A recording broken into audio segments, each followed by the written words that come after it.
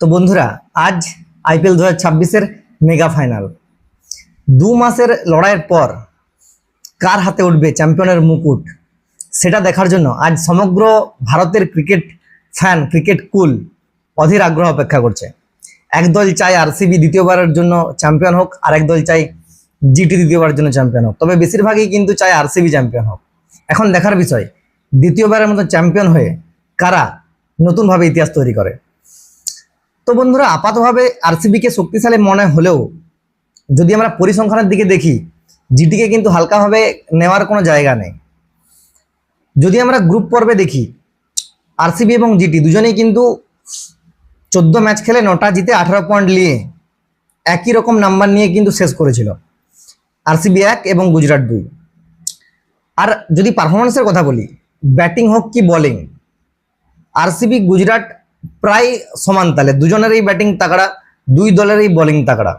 আরসিবির যদি ব্যাটিং দেখি, আচ্ছা তার আগে একটা কথা বলে নিই, গ্রুপ পর্বে এই জিটি আর আরসিবির দুবার দেখা হয়েছে। একবার জিতেছে আরসিবি প্রথম ম্যাচে, এবং সেকেন্ড বার যখন দেখা হয় তখন কিন্তু জিতেছিল জিটি। আর সেকেন্ড যে ম্যাচটা হয়েছিল আরসিবি জিটি আহমেদাবাদে, 150-এর কাছাকাছি 155 এরকম রানের খেলা হয়েছিল, এবং সেটা জিটি জিতেছিল। সেই পিচেই কিন্তু এই খেলাটা, ফাইনালটা আজকে হবে। তো দুই দলেরই বোলিং সাইড কিন্তু অত্যন্ত ভালো। যদি আমি আরসিবির ব্যাটিং দেখি, আরসিবির কিন্তু প্রত্যেকেই ফর্মে আছে ব্যাটিংয়ের দিকে দেখতে গেলে। বিরাট কোহলি, তারপরে দেবদূত পাডিক্কল ফিল শট খেলবে কিনা এখনো কোনো ঠিক নেই। রাজাত পাটিদার জানিয়েছে সল্ট এখনো পর্যন্ত পর্যবেক্ষণে আছে, পরিস্থিতি সিচুয়েশন অনুযায়ী তাকে নামান হলেও হতে পারে।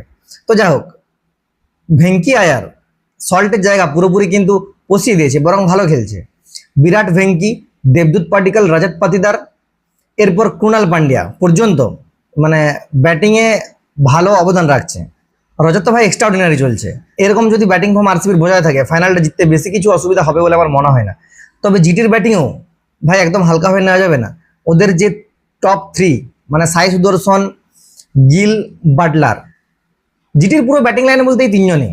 যদি এদেরকে তাড়াতাড়ি আউট করা যায় তবেই ঠিক আছে, না হলে কিন্তু এরা তিনজনই ম্যাচ বের করে নিয়ে চলে যাচ্ছে।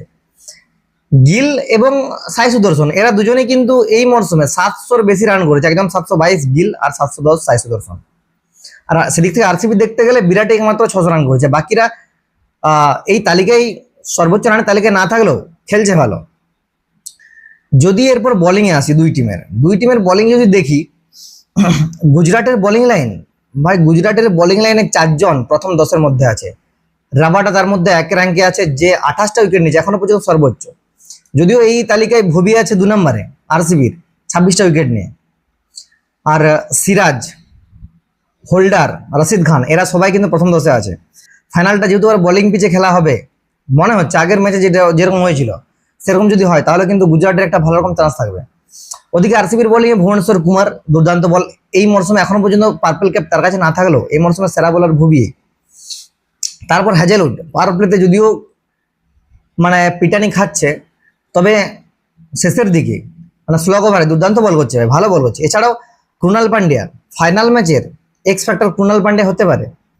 আগের বার ফাইনালে পাঞ্জাবের বিরুদ্ধে এই ক্রুনাল পান্ডিয়া করেছিল 4 ওভারে 17 রান দিয়ে 2 উইকেট। আর সেই ইনিংসেই ভুবি, হ্যাজেলউড, যেখানে হ্যাজেলউড ভাই 50 ক্রস করে গেলে 4 ওভারে 54 রান দিয়েছিল, ভুবিও 4 ওভারে 38 রান দিয়েছিল। তো এই হচ্ছে বিষয়, তার দিকে একটু নজর রাখতে হবে জিটিকে যদি তারা ম্যাচে কিছু করতে চায়।